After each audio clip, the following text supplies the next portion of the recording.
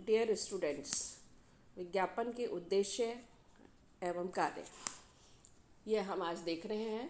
विज्ञापन के हमने डेफिनेशंस और मीनिंग देख लिया था और उनमें क्या समानताएं हैं और उनमें क्या अंतर है ये हम देख चुके थे।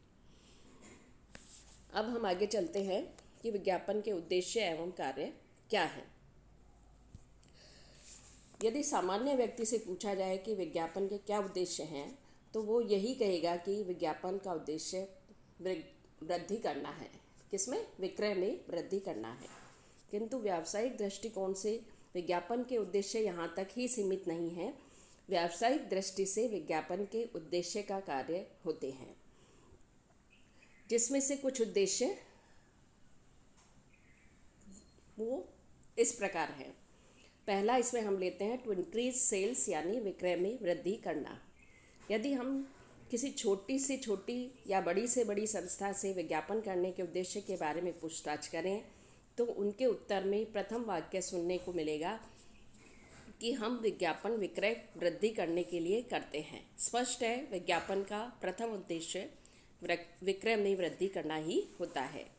व्यापारी सदैव विक्रय में वृद्धि करना ही चाहता है। कभी वह अपनी प्रतिस्पर्धियों के बराबर माल का विक्रय करना चाहता है तो कभी प्रतिस्पर्धियों से अधिक माल का विक्रय करना चाहता है। और दूसरे शब्दों में हम कहें तो जब भी व्यवसाय के विक्रय में वृद्धि करना चाहता है तो वह विज्ञापन करता है। सेकंड हम इसमें लेते हैं नए नए ग्राहक बनाना, टू क्रिएट न्यू कस्टमर्स। ये उद्देश्य भी उपयुक्त उद्देश्य से थोड़ा बहुत मिलता जुलता है।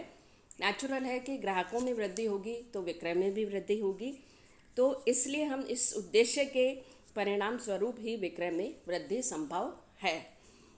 किंतु अगर हम दूसरा उद्देश्य इसको मान सकते हैं, इसलिए नए नए ग्राहकों का सृजन करना विज्ञापन का एक महत्वपूर्ण उद्देश्य कहा जा सकता है। थर्ड इसमें आता है वस्तुओं के प्रचलन को बढ़ाना। वस्तुओं के प्रचलन को बढ़ाने के लिए परम आवश्यक है। आज के बाजार में वस्तु का अच्छा होना पर्याप्त ही नहीं, या वस्तु का सस्ता होना ही वस्तु की लोकप्रियता एवं प्रचलन को बढ़ावा नहीं देता है। वस्तु के प्रचलन एवं लोकप्रियता को बढ़ाने के लिए विज्ञापन करना ही पड़ता है।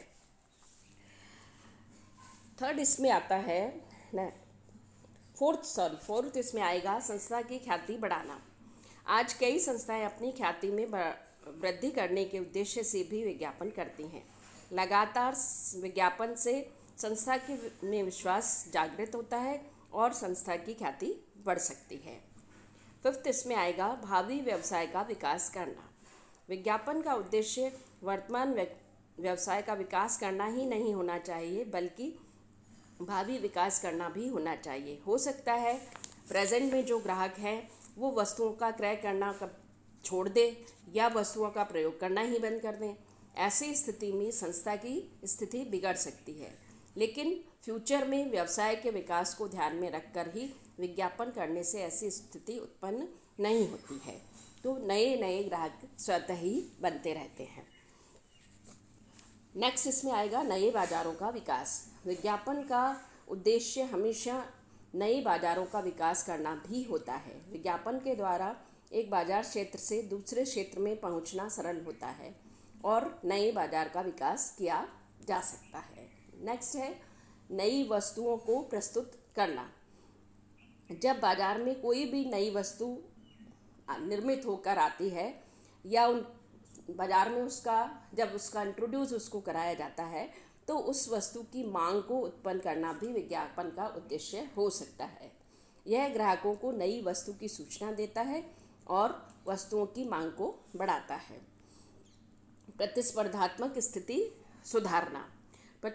प्रतिस्पर्धात्मक स्थिति को सुधारना भी यह इसका एक उद्देश्य हो सकता है।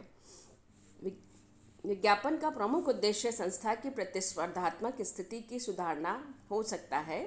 जब बाजार में वस्तुओं की सामान्य मांग बिल्कुल ही कम हो जाती है तो ऐसी स्थिति में संस्था की वस्तु की मांग स्वभावतः कम हो जाएगी, किंतु इसे विज्ञापन करके बढ़ाया जा सकता है। नेक्स्ट इसमें हम लेंगे वर्तमान बाजार को बनाए रखना। जैसा कि कहा जाता है कि out of sine and out of mind, इस कहावत का विज्ञापन के साथ पूरी तरह से यह विज्ञापन से लागू होती है। अर्थात जो ही संस्था की वस्तु के नाम के ग्राहक को ध्यान निकल जाता है, त्यों ही इस वस्तु और संस्था दिमाग से निकल जाती है। अतः विज्ञापन के द्वारा संस्था के वर्तमान ग्राहकों से निरंतर संपर्क बनाए रखकर वर्तमान बाजार को स्थायी बनाए रखा जा सकता है। नेक्स्ट इसमें हम लेंगे मध्यस्थ प्राप्त करना। यदि संस्था मध्यस्थों को प्रयोग करती है तो विज्ञापन का यह भी एक उद्देश्य हो सकता है। यह मध्यस्थों को माल का विक्रय करके तैयार करती है। विज्ञापन के परिणाम स्वरूप अच्छे मध्यस्थ उस संस्था के माल का विक्रय करना उपयुक्त समझते हैं। नेक्स्ट इसमें आएगा संस्था की सफलता को प्रस्तुत करना।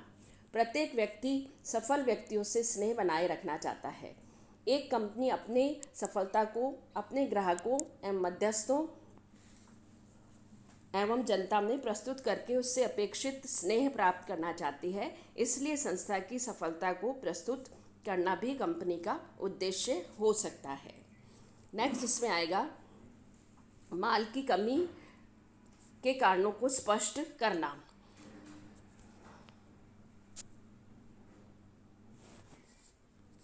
कभी कभी संस्था द्वारा निर्मित माल के बाजार में पूर्ति कम हो जाती है और मांग अधिक।